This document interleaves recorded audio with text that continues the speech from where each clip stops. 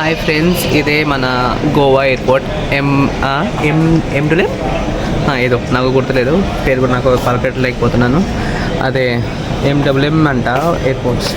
ఇదే చాలా చిన్నగా పైన చెక్ ఇన్, ఇవి మనం సిట్టింగ్ కోసం ఇక్కడే ఉంటాము. మాది గేట్ నెంబర్ జీ. మనం ఈ7 ఉంటాయి కదా, ఇలా ఎఫ్ ఉంది, gate number F, G, I అట్లనే గేట్ నెంబర్ ఉన్నాయి. మొత్తం చిన్న ఎయిర్పోర్ట్. మన హైదరాబాద్ అయితే పెద్ద ఎయిర్పోర్ట్ ఇది కదా, ఇది అంత పెద్ద కాదు, నార్మల్ ఎయిర్పోర్ట్ ఇది. ఇవి షాప్స్ వేరింగ్ దొరుకుతాయి. ఇవి గేట్ నెంబర్ ఈ. అక్కడ ఉంది బస్తరా ఫ్లైట్. చిన్న ఎయిర్పోర్టే, అంతేం పెద్ద లేదు. బాత్రూమ్ అట్టే ఉన్నాయి.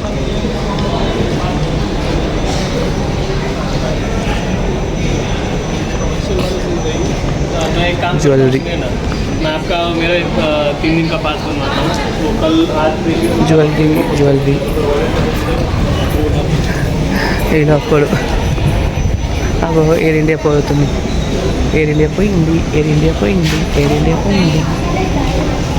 చిన్న ఎయిర్పోర్ట్స్, చాలా పెద్ద.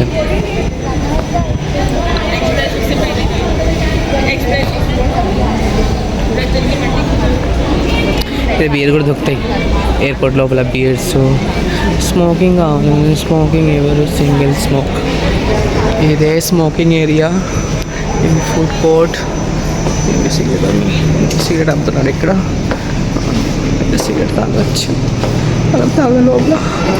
సో గైస్, ఈరోజు మేము గోవా నుంచి వెళ్ళిపోతున్నాము. ఇదే మా ఫ్లైట్, మేము దాంట్లోనే పోతున్నాము. ఇది డబ్ల్యూఎం ఎయిర్పోర్ట్స్. అయితే గోవా జర్నీ మాకు బాగానే అనిపించింది. ఇంకా ఎక్కడైనా ప్లాన్ చేసుకోవాలి మంచిగా టూర్ వేసుకోనికి. ఇదే మా స్టెప్స్లు. సో ఫైనలీ మేము బాయ్ చేసుకుంటున్నాము గోవాని. సో మీకు కూడా ఇంట్రెస్ట్గా ఉంటే మీరు కూడా గోవాకి ఎప్పుడైనా రావచ్చు. ఇది మంచిగా ఎంజాయ్ చేసుకుని వెళ్ళొచ్చు. సో ఇక్కడ చాలామంది తెలుగు వాళ్ళు ఉన్నాడు, ఒడియా వాళ్ళు ఉన్నాడు, అందరూ ఉన్నాడు. రన్వే చాలా చిన్నది హైదరాబాద్ అయినా. సామాన్లు పోతాయి. మా మనసులో ఒకటే ఉంది, మా మందు బాటలు ఏమైనాయో, తగిలిందో లేకపోతే మంచిగా ఉన్నాయో తెలియట్లేదు. మంచిగా ఉంటే మంచిదే.